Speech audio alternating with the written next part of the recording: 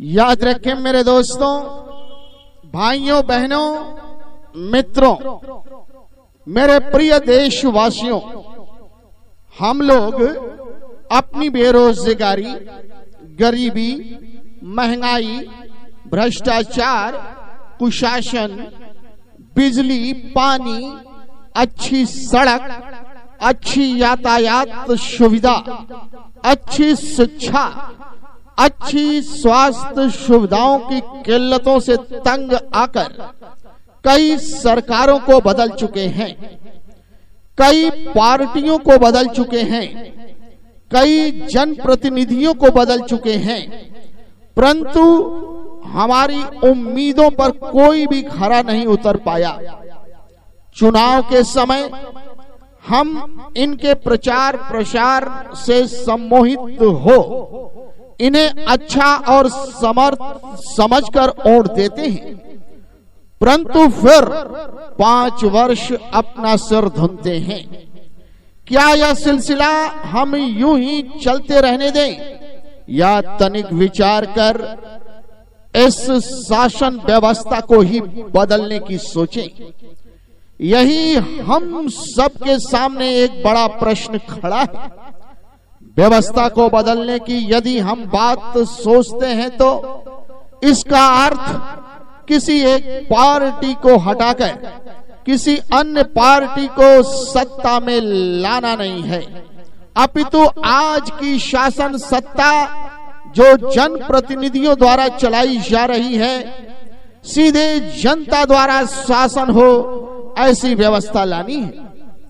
कहने का तात्पर्य यह है कि जनता को सीधे कानून बनाने, संविधान संशोधित करने, अधिकारियों को आदेश निर्देश देने का अधिकार हो और इसके लिए वर्तमान संविधान को संशोधित किया जाए।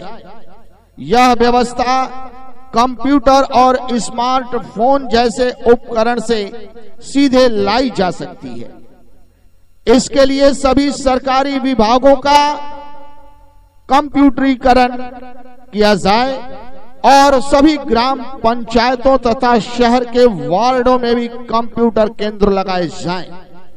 फिर इन्हें एक दूसरे से जोड़ दिया जाए ताकि जनता अपना आदेश और निर्देश सीधे अधिकारियों और निर्वाचन आयोग को दे सके और इनके कार्यों के ब्यौरे को भी सीधे जान सके।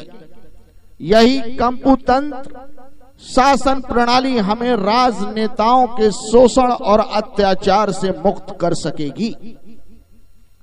हमारे बच्चे बेरोजगार घूम रहे हैं, उनके लिए सरकार के पास पर्याप्त काम नहीं है।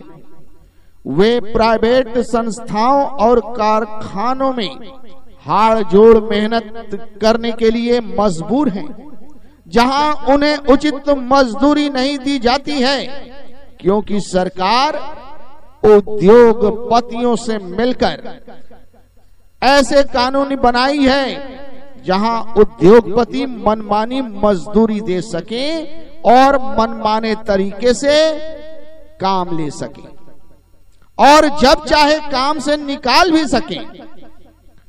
इस व्यवस्था को हमें बदलने का संकल्प लेना होगा।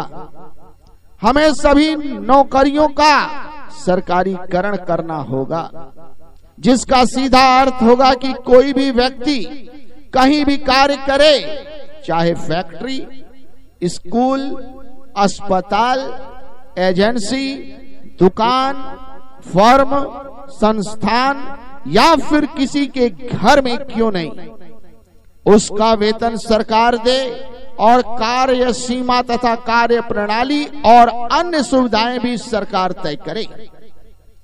सरकार वेतन नियोक्ताओं के खाते से लेकर कर्मचारी को भुगतान करे। ऐसा होने पर ही कार्य क्षेत्र में शोषण रुकेगा। आज जिनको रोजगार देने की भी बात सरकार करती है, उनकी न्यूनतम मजदूरी मनमाने तरीके से तय हो रही है। इसके बजाय यह मजदूरी आनुपातिक समाजवाद के नियम के मुताबिक 10 और 1 के अनुपात में हो। यानी यदि कंपनी का स्वामी मजदूरी 10 रुपया हो तो सबसे निम्न कर्मचारी की मजदूरी कम से कम 1 रुपए हो। रोजगार को मौलिक अधिकार घोषित किया जाएगा। आज देश में गरीबी चारों ओर पसरी हुई है, परंतु कोई भी सरकार इस विषय पर खुलकर चर्चा नहीं करती है, क्योंकि गरीबी के कारणों के जिम्मेवार लोग ही शासन सत्ता में बैठकर अपनी गरीबी दूर कर रहे हैं और पूंजीपतियों को आम जनता की कीमत पर और अमीर बना रहे हैं। गरीबी दूर करने का बीड़ा स्वयं गरीबों को उठाना होगा। हमें और आपको जागना होगा और जागकर आनुपातिक समाजवाद सिद्धांत के अनुसार काम करना होगा। आप जानना चाहेंगे कि ये अनुपातिक समाजवाद क्या चीज है। इसका सीधा अर्थ है कि देश के सबसे धनी और सबसे निर्धन व्यक्ति के मध्य संपत्ति और आय का अधिकतम अंतर 20 गुने से ज्यादा न रहने पाए। तो इसके लिए कानून बनाना पड़ेगा। सभी की संपत्ति और आय कंप्यूटर में दर्ज कर श्रेणी बना ली जाए और सबसे धनी के बैंक खाते से सबसे निर्धन के बैंक खाते में धन सीधा हस्तांतरित कर दिया जाए। तब तक जब तक कि यह 20 और 1 का अनुपात हो न जाए। इस प्रकार विभिन्न वर्गों और आदमियों के मध्य जो आर्थिक विषमता है वह न्यायपूर्ण तरीके से पट जाएगी।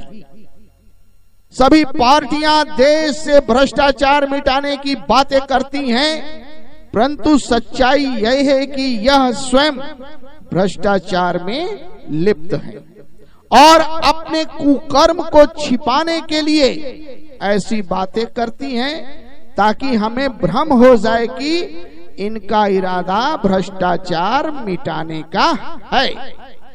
याद रखिए मेरे दोस्तों, बहनों और भाइयों, यदि इनसे पूछा जाए कि भ्रष्टाचार कैसे मिटाएंगे तो ये टाल मटोल उत्तर देती है कि समिति बनाएंगे या लोकपाल या जन लोकपाल लाएंगे। परंतु इन तरीकों से जब किसी देश में आज तक भ्रष्टाचार नहीं मिटा तो यहां भी क्यों मिटेगा। लोकपाल या समिति स्वयं भ्रष्ट हो जाती है तो क्या फिर इनकी जांच के लिए एक और समिति बनेगी। हमें समितियों के जाल से निकलना होगा और ऐसी तकनीकी व्यवस्था में प्रवेश करना होगा जहां कोई भ्रष्टाचार कर ही नहीं पाए और उनके विरुद्ध अपील या जांच ठिकाने के लिए जनता को मशक्कत न करनी पड़े। जनता राज पार्टी इसके लिए अंक मुद्रा प्रणाली और ब्रेन स्ट्रेन प्रणाली लागू करेगी, जिससे बड़े से बड़ा बेईमान भी ईमानदार बने रहने के लिए मजबूर हो जाएगा। नोट और सिक्के के प्रचलन को समाप्त कर दिया जाएगा और उसके बदले मुद्रा को अंकों में बदल दिया जाएगा। सभी प्रकार के क्रय विक्रय स्मार्टफोन के जरिए हुआ करेंगे, जिससे क्रेता के खाते से विक्रेता के खाते में अंक रूपी धन हस्तांतरित होगा और वह भी तब जब पहले इलेक्ट्रॉनिक रसीद विक्रेता के खाते से क्रेता के खाते में आएगी। यह रसीद केवल सरकार जारी कर सकेगी, अन्य हस्तांतरित ही कर पाएंगे। सभी कार्यालयों में ब्रेन स्कैन मशीनें लगाई जाएगी, जिससे मस्तिष्क को पढ़ लिया जाएगा, जिससे भ्रष्ट पकड़ लिया जाएगा। इस व्यवस्था को लागू करने पर काला धन सृजित नहीं होगा और एक झटके में कहीं भी छिपा कर रखे गए धन का मूल्य शून्य हो जाएगा। नोट के मुद्रण में आज प्रतिवर्ष करीब 3,500 करोड़ रुपया खर्च होता है। जो बचेगा नकली नोट की समस्या हल हो जाएगी। एटीएम मशीन लगाने की झंझट खत्म होगी। नोटों की पॉकेटमारी, लूट और छिपाने के साथ साथ कटने, फटने, नष्ट होने की समस्या से भी छुटकारा मिल जाएगा। अनुपातिक समाजवाद और अंक मुद्रा प्रणाली यदि आज लागू कर दिया जाए तो प्रत्येक वयस्क नागरिक के हिस्से में कम से कम 1 करोड़ रुपए आएंगे, अर्थात इस देश के सभी लोग करोड़पति हो जाएंगे। यह सुनने में जितना संभव और विस्मयकारी लगता है, लागू होने पर उतना ही सरल और सुखदायी होगा। जरूरत है तो बस आपको विज्ञान और तकनीकी पर भरोसा करने की और राजनेताओं के मायाजाल से निकलने की। याद रखें मेरे दोस्तों, बहनों और भाइयों, देश में समान शिक्षा और अनिवार्य शिक्षा लागू किया जाए। स्कूलों की मनमानी फीस पर लगाम लगाया जाएगा तथा देश की संस्कृति का आधार संस्कृत भाषा को हाशिए पर ढकेलने के प्रयत्न को खत्म किया जाएगा। धर्म परिवर्तन को संविधान में व्यक्तिगत विषय बनाया गया है, जिससे संशोधित कर सामाजिक विषय बनाया जाएगा। गो हत्या रोकने के लिए बाघ के स्थान पर गाय को राष्ट्रीय पशु घोषित किया जाएगा। त्वरित न्याय मिल सके, इसके लिए कानून की सभी धाराओं के साथ उसके निपटारे की अधिकतम अवधि तय की जाएगी और साक्ष्य के लिए विज्ञान और तकनीक के प्रयोग को प्राथमिकता दी जाएगी तथा न्यायालय 24 घंटे खुली रहे, इसकी व्यवस्था की जाएगी। जो आधार कार्ड बनाया जा रहा है उसमें नागरिकों की पहचान के लिए DNA डाटा, गंध डाटा, मस्तिष्क तरंग डाटा, वाक ध्वनि डाटा, ब्लड ग्रुप डाटा इत्यादि भी शामिल किए जाएंगे, ताकि किसी प्रकार के अपराध में शामिल व्यक्ति किसी हालत में बचने न पाए। भाइयों और बहनों, मित्रों, राजनेताओं के हाथों में देश, धर्म और आपका भविष्य सुरक्षित नहीं है और न ही आगे कभी सुरक्षित रहने की संभावना है, क्योंकि शासन प्रणाली में ही दोष है।